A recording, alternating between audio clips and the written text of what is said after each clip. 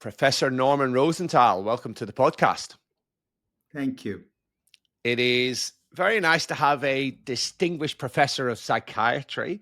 Tell us about your time working at the National Institute of Mental Health. Are you still there? Are you still associated with them?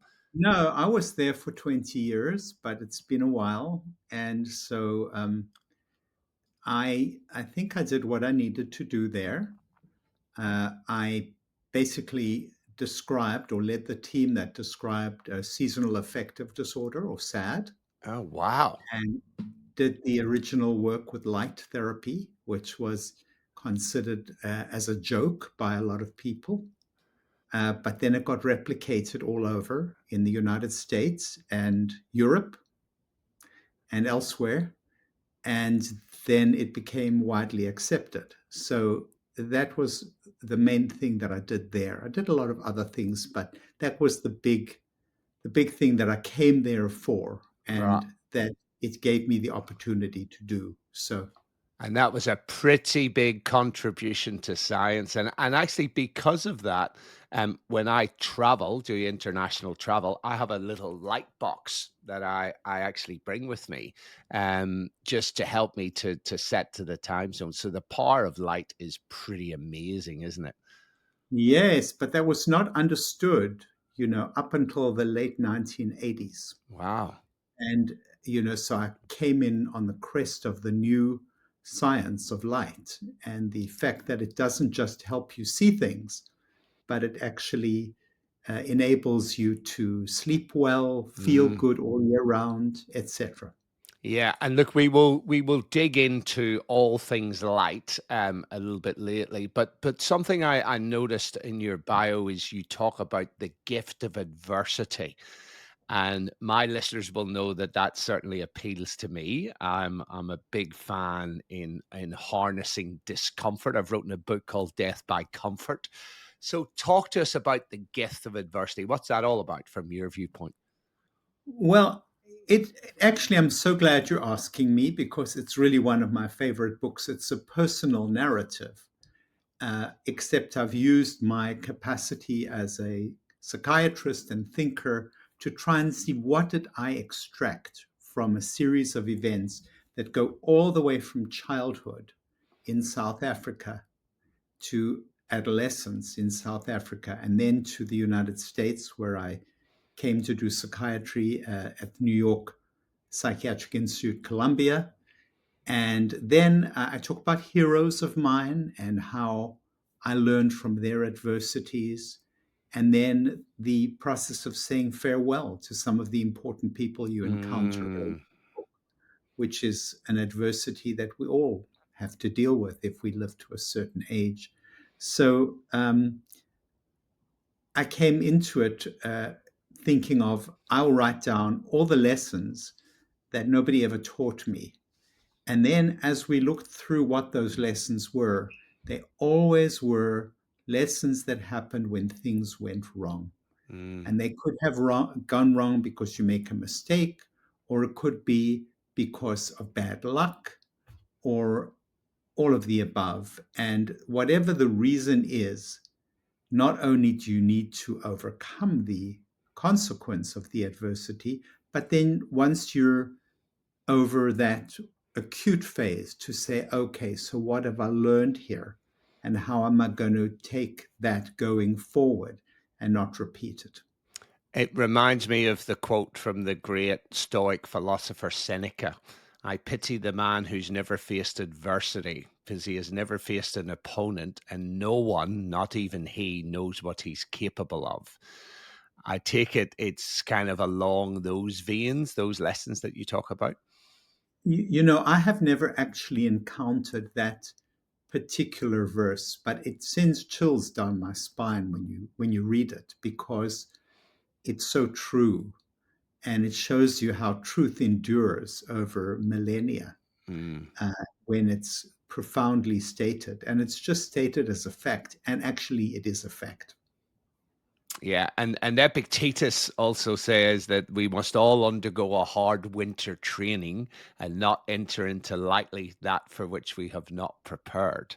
And he was obviously talking about life when he said that. So tell us where is the in your view as a psychiatrist, where is the line between when adversity is actually good for you and then when it becomes bad for you? And I presume, I'm guessing that it depends very much on the individual and their psychological attitude and maybe some encouragement of others. What sort of factors go into whether some people benefit from adversity and some people can get broken by the same adversity?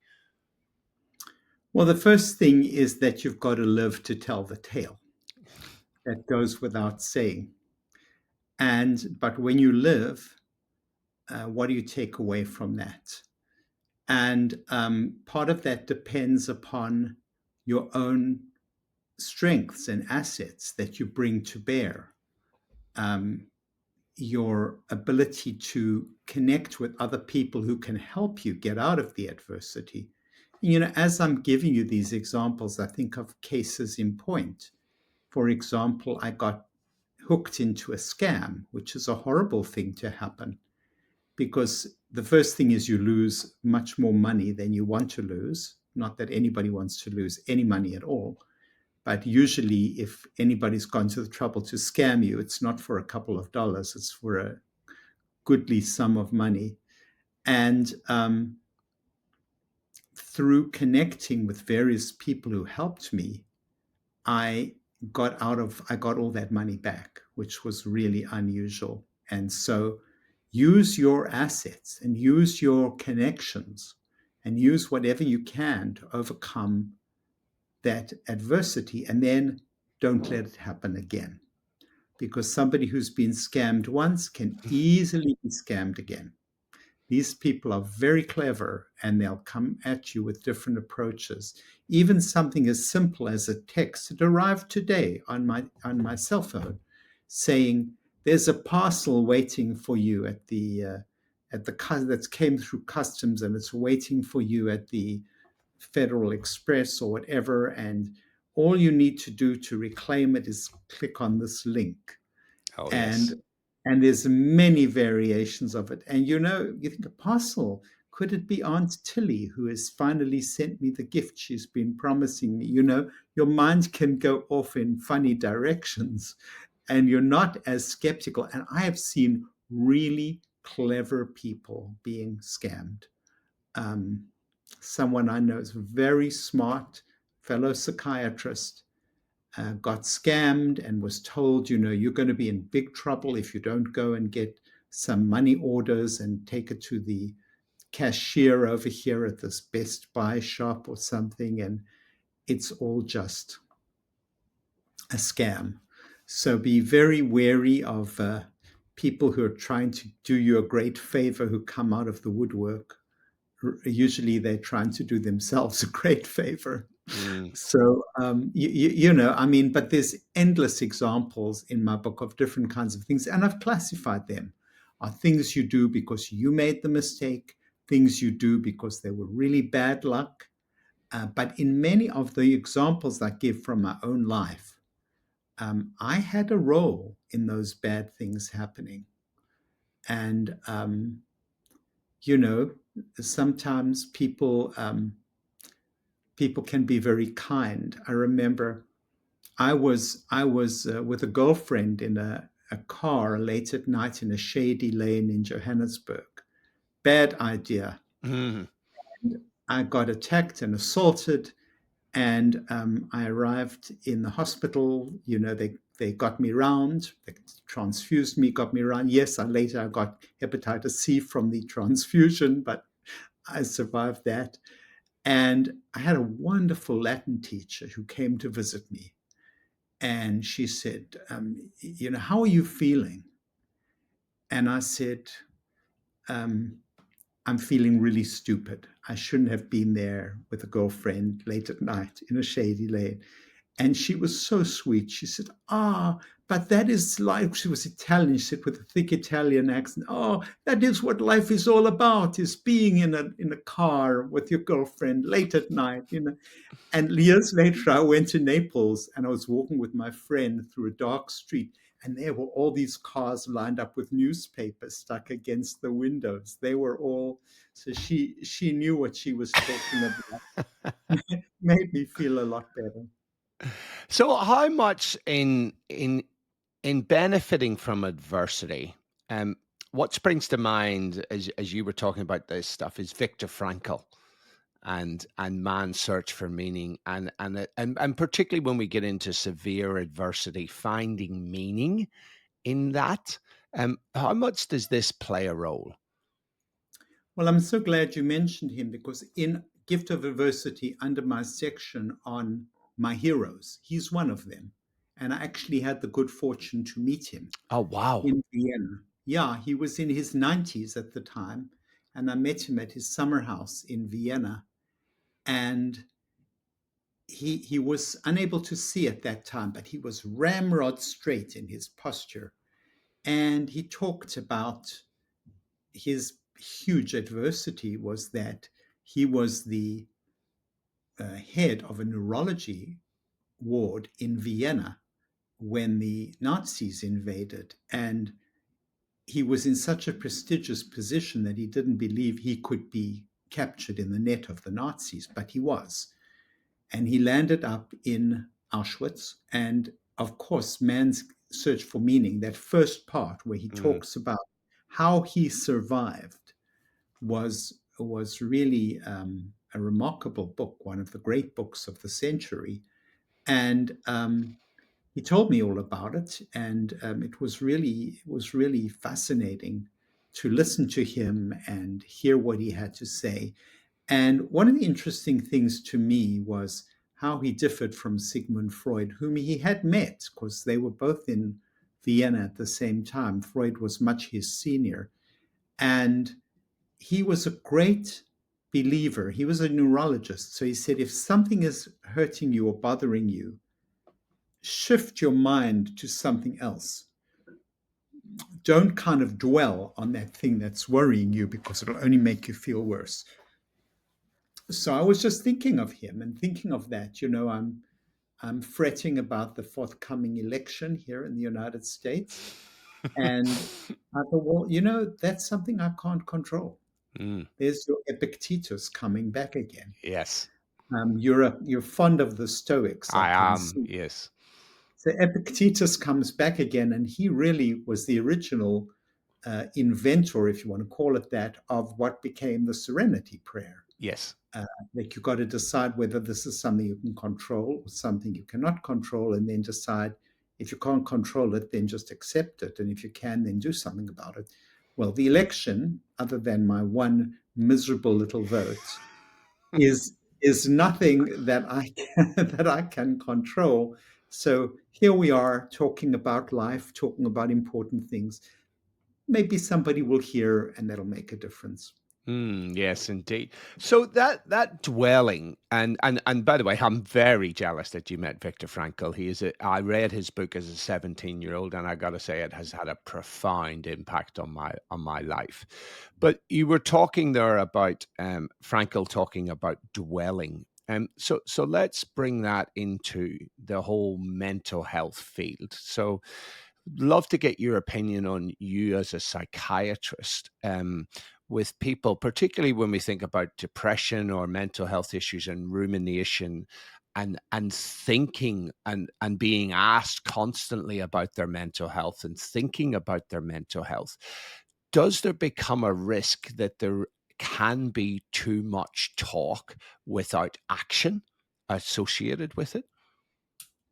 Well, yes, of course there can be, and I think a bad therapist would let somebody talk and talk and talk and talk without saying, "Well, you've complained about it, but what are you going to do about it?" Mm, That would be just an obvious thing to say.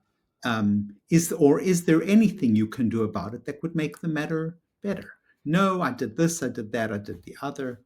Say, well, how long did you persevere with that? Sometimes these things don't happen that quickly. So I would combine talking and action, but talking alone, of course, is often not the best Mm. strategy. We want to talk, we want to act, we want to feel. What are you thinking? What are you feeling? What are you doing? These are all crucial functions of the human mind, and you want to kind of blend them together like a symphony and get somebody feeling what they're feeling, thinking what they're thinking, and then deciding what they want to do about it. Yeah, I think that's the key thing is taking action despite your circumstances. L- But too much action too quickly is not always good. yeah, it's got to be considered action, right? So let's talk about seasonal affective disorder. So tell us, just give us a little bit of history about you. You know, you said you joined the National Institute of Health. Was that specifically that was the role that you were doing was around seasonal affective disorder, and how did you No, get because into it it? hadn't existed when I joined the National Institute of Mental Health. Nobody had defined it. Nobody had recognized it. There were a few case reports in the literature, but in terms of bringing a group of people together and saying these are the characteristics that you need to look for, it was not on the charts at all. Oh, And it had not been described, it had not been defined, their name didn't exist, etc. But when I was 16 years old, I wanted to be a psychiatric researcher. I wanted to probe the mysteries of the mind. So the first thing is, well, where am I going to be able to do that? And I thought, well, America seems to have the most research money available, and they seem to be the place to be. And I went to Columbia, which is a terrific university, but I was told if you really want a tremendous training in psychiatry, you go to the National Institute of Mental Health. And that's where I headed. My family was good enough to accompany me or back me in that decision to move from New York, where we were rather happy. And so I joined a group of really innovative psychiatrists who were dealing with rhythms. They were dealing with circadian rhythms, daily ah, rhythms. And the idea of seasonal rhythms being of any consequence was not on the map. And then one of them had found that bright light suppressed the hormone melatonin, which is secreted at night. It was never previously known that it did that in humans. They knew it did that in animals, but now it was shown that if you made the light bright enough, it would do that in humans as well. So I had come from South Africa, which was very sunny, to New York City, which after daylight savings time mm, suddenly became very, very dark, very, very early. And I felt my mood declining. And then back it came in the spring again. And I observed that in myself for 3 cycles. So when I came to the NIH, I encountered a patient who had that much worse than me. And we gave him bright light in the middle of the winter, and he came out of his depression. And so I said, look, we can't study this unless I collect a group of these people. I thought, the Washington area's got a lot of people here. Maybe I can find a handful of people and I can do some systematic studies. So, with the help of a friendly Washington Post journalist, we put an article in that profiled one or two people who had felt this kind of problem. And I thought, well, we'll get a couple responses. We got thousands of responses across the country. Everybody said the same kind of thing. When the days get short and dark, I slow down. I don't think as well. I'm not as enthusiastic. I become a little depressed. I eat more, especially sweets and starches. mm. I gain weight. I'm sluggish. I fall behind in my payments. I fall behind in my relationships every year. And it was clear to me I had a syndrome there. So we collected a group of people in the summer, and who had this history, and watched them through into the winter, and they were just cheerful as can be in the middle of the summer. And one of my colleagues said, what will happen if they don't get depressed? Won't you feel kind of stupid? I said, I don't think so. I think they're going to get depressed.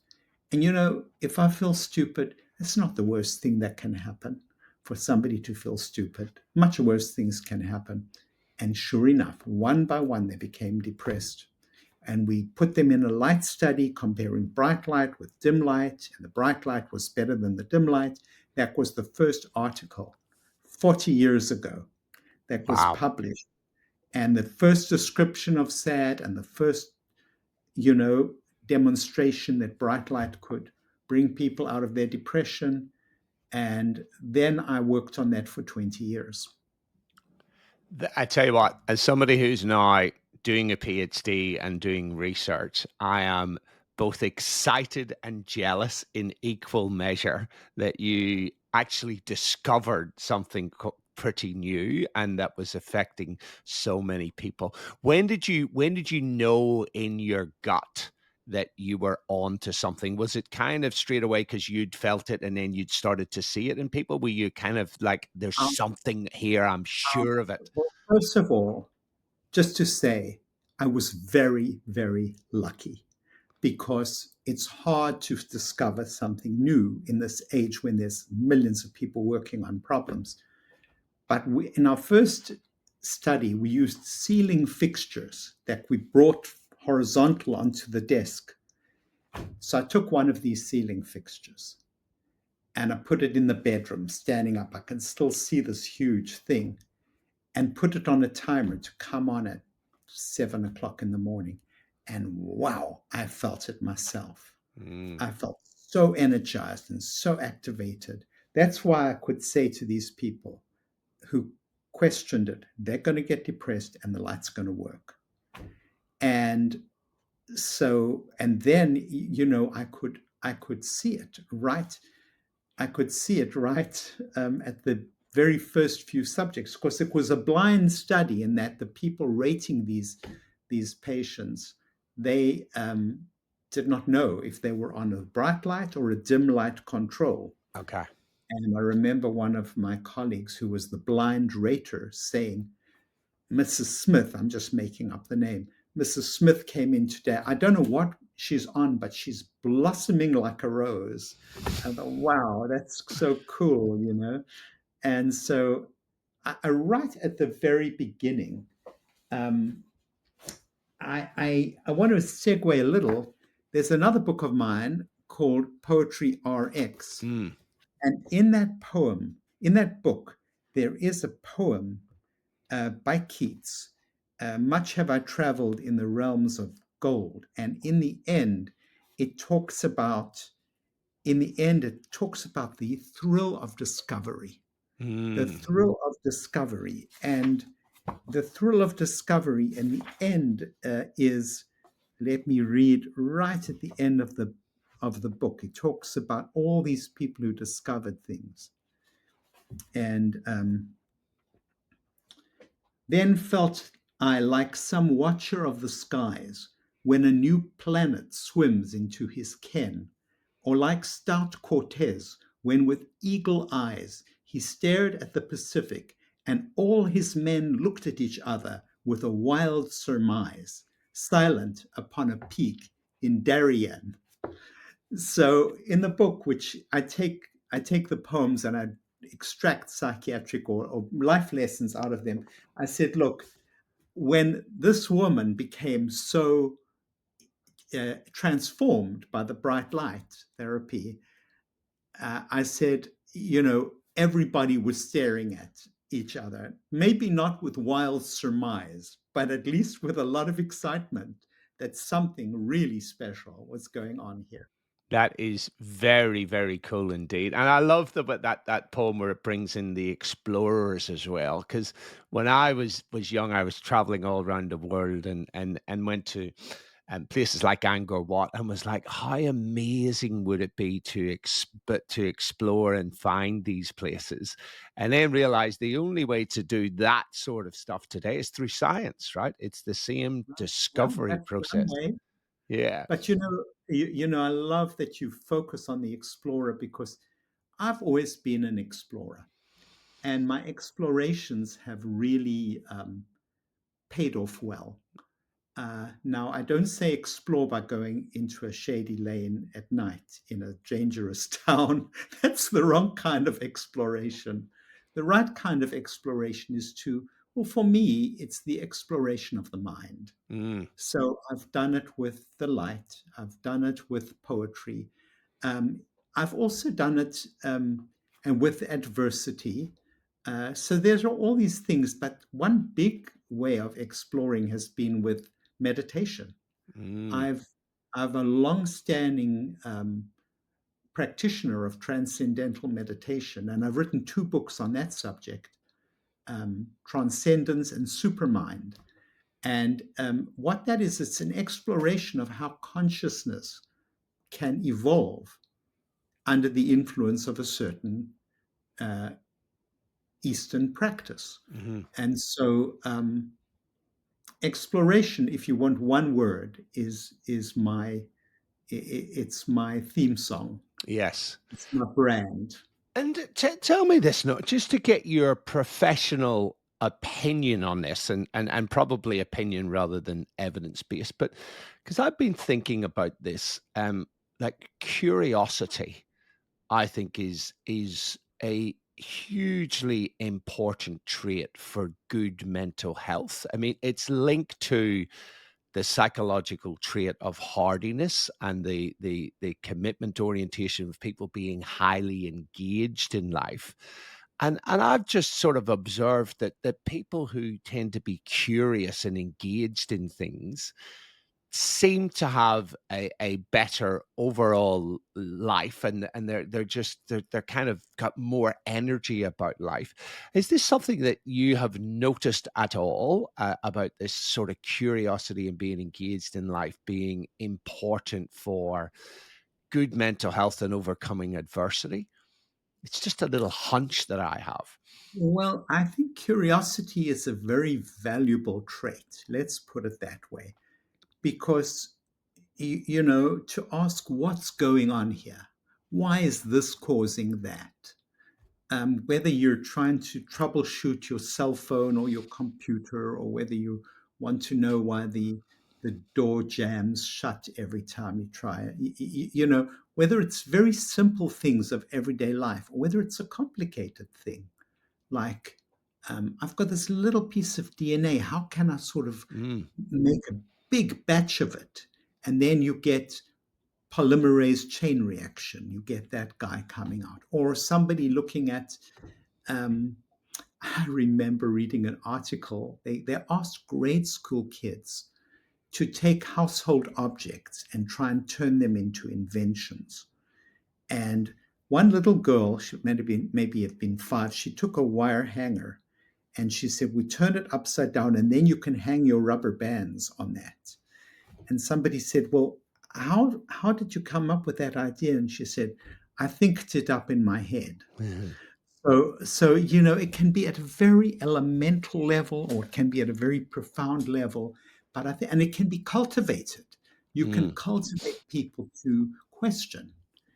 And I, I, um, I wore my mother out with my curiosity.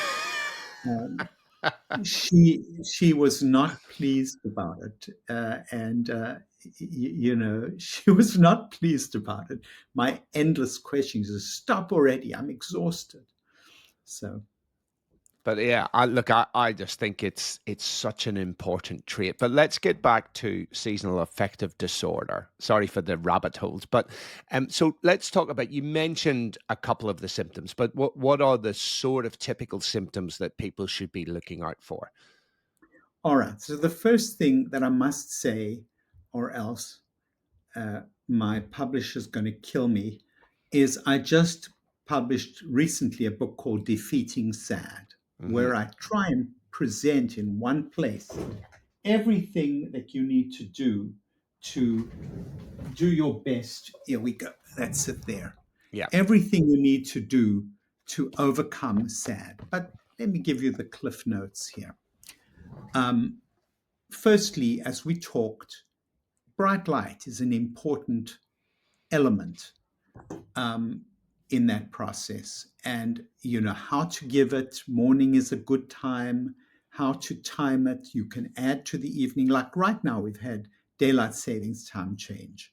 So you're getting an extra hour of darkness in the evening. So that's when you need to replace more light. But the morning is no good to you unless you get out into the sunlight, which is earlier maybe than you used to. So you've got Mm, to go out earlier. You've got to add a little bit on if you've got these symptoms. What are the symptoms?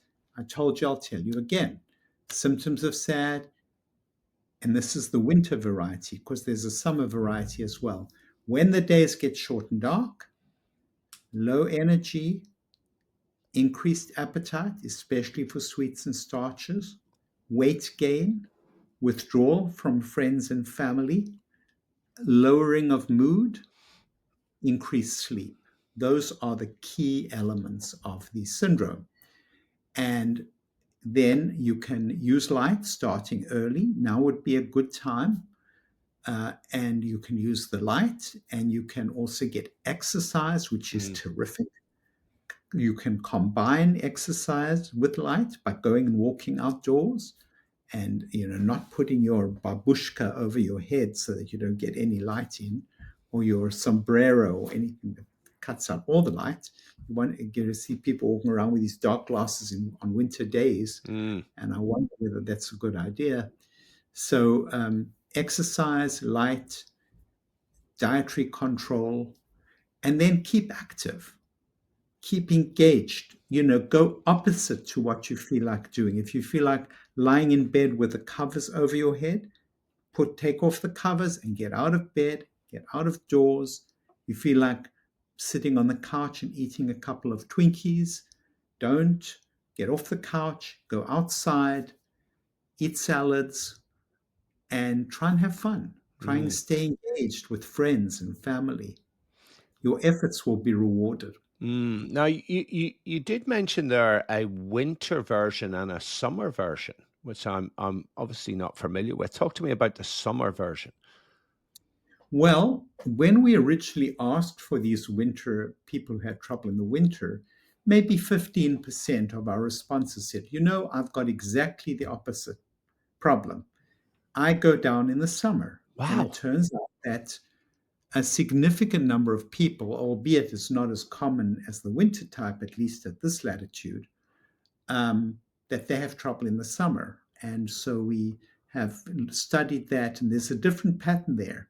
They eat less, they don't eat more. They sleep less. They get agitated, they don't get lethargic, and they're more vulnerable to suicide. Oh, wow. So that's the summer version. And that's become, as they say these days, it's become a thing in its own right, an entity. And is that due to too much light? Um, Heat, probably the heat. But the ah, light can do it as well. The heat causes people to be lethargic. oh, The yes. light causes people to be agitated. So you've got this kind of mixed picture of somebody who's restless and irritable, but not able to get much done. And it's very discomforting, very unpleasant. And I take it that the 2 don't go together, like, to s like Sometimes you s can have both, oh, but wow.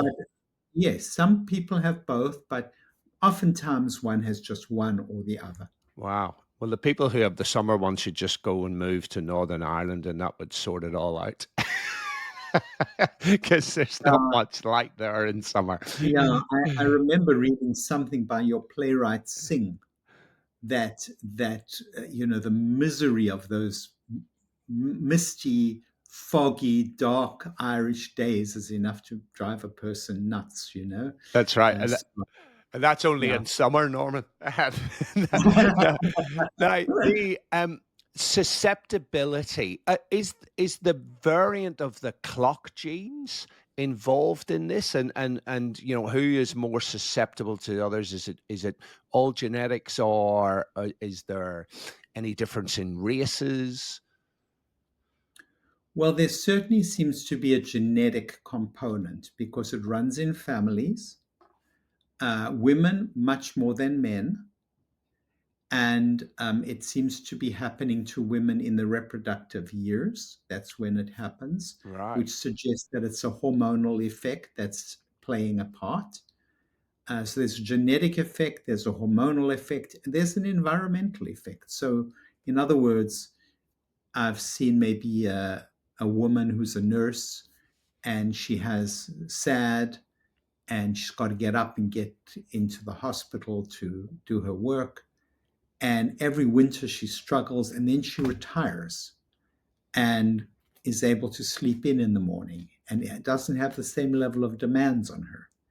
And that can be helpful. So it's an interaction between the season, the light, the season and the light, the genetic loading, and gender is a biological loading, and the stress. Stress is a very big factor. Ah, Now, yeah, so when you say which genes, we've looked at various genes. We looked at one gene that affects the molecule that that Zoloft acts on, or Prozac acts on, this molecule in the brain, and we found that people with SAD seem to have a different variant, seem to have more or less of a variant than regular controls. Nobody replicated that. And so it is that many genes have been studied, yeah. but none has been replicated. So we can't say any gene is predisposing, although obviously genes must be involved. Yeah, yeah, but it's a complex mix, isn't it? And the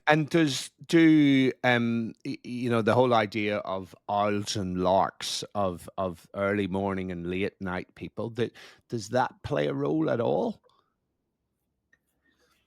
Really great question. I don't think we've really made a clear connection there. Okay.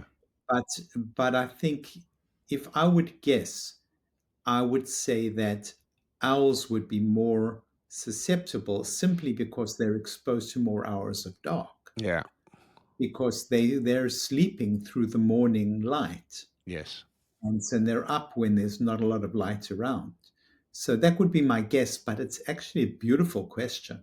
And it's very studyable, which researcher always says, yeah, it's a great question, but how would you study it? This one would be easy enough. Yeah, it would be, yeah. I don't know any study that has looked at the owl-lark questionnaire, which exists in SAD patients versus controls. You'd make a good scientist. Yeah, I was gonna say there's a topic for a master's student out there in psychology. Definitely, definitely, yes. Now, so let's. I'm really interested in your alternative ways of helping people with their emotional difficulties. So, you've written a book about poetry to help people. I'm a big fan of reading philosophy for helping people around it. So tell us some of the things, some of the different approaches that you have for helping people with their emotional issues. Well, I'm also a great believer in the whatever works school. Mm, So if somebody says, I'm absolutely tone deaf, I've no interest in poetry, I won't even try. Um, because I want to pursue a promising angle. But if somebody says, I've always loved poetry, and I say, oh, really? Well, let's talk about something. Um, the idea that poetry can help, I know it's helped me personally. It's helped me personally. There's one of my poems in here. It's a very obscure poem. It's called Letter to My Mother. It's by a man named Salvador Quasimodo. He got the Nobel Prize for Literature that year. So, look on these works, ye mighty, and despair. Here's a Nobel Prize winner. Nobody's heard of him. wow. Um, so, and this is a man who's writing. He's in northern Italy. He's gone to the north for his probably professional uh, reasons, and he's writing about his poor mother who was left behind in Sicily, and now she's getting old and she's not going to be around for much longer. And it's a plaintive verse. And before I left South Africa, I would read this poem again and again. And I never quite realized at the time, but it was because I was leaving my family, my mother, my father. And yes, I would see them hopefully, but it would be sporadic and not like in the daily way that I was used to. And but the poem, somehow the fact that this person had shared this experience and now felt so sad at the loss of that was very meaningful to me. And so it is. All of these poems are chosen for a reason that is why they can really help you. And they have. I've used them myself with my patients. So there's the light therapy, there's the poetry, there's the meditation. Um, I've always been, if I'm a person that I'm looking at a picture in an art gallery, I always look what's at the corner of the picture. What did the painter want to conceal? This is what he wanted to show, but what was there in the background? And so I guess that my my focus has often been the things that other people haven't really gone for, because I always thought that was where you would get the pay dirt, Yes, That's indeed. what's happening. So tell me, where is an explorer like you spending his professional time these days, particularly with the benefit of all of those years of research and study? What's interesting you now? Well, I love my work as a psychiatrist and coach. I love to try and help people be the best that they can be and use all my own skills of innovation and exploration and curiosity to put them at the disposal of other people who can then take them and use them in their lives. So that's my clinical work. I've studied many forms of different therapy, and I don't feel wedded to anyone. It's just whatever. I've got this big box of tricks. Mm, Well, you could call psychoanalytic psychotherapy a trick, I guess. Somebody would be offended. Or cognitive behavior therapy, or whatever kind of therapy works. Family, getting people to talk to each other. And